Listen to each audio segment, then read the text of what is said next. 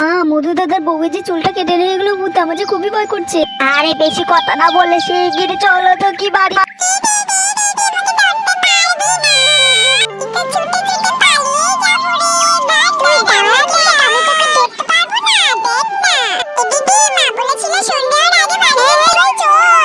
মা আমার যে খুবই ভয় করছে মা, আমার পাল্লা না তো, এটা রাত তো এলো। আরে বেশি বকো না তো, ঘুমাও তুমি একটু নিশ্চিন্তে। হ্যাঁ আমি আছি তো, আমি যাচ্ছি গো, কিছু হলে হাঁক দিও, আমি এই পাশেই আছি। রাম রাম রাম ঠাকুর, ঘুমোলাম কিন্তু।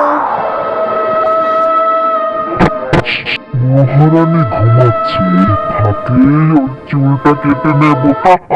ও মা গো, এসে বললো রে বৌমা, দাঁড়া, ওরে ডাইনি তোর চুল কাটা আমি বার করছি, দাঁড়া তুই দাঁড়া, কোথায় পালাচ্ছিস আমার বউ? বাবা রে,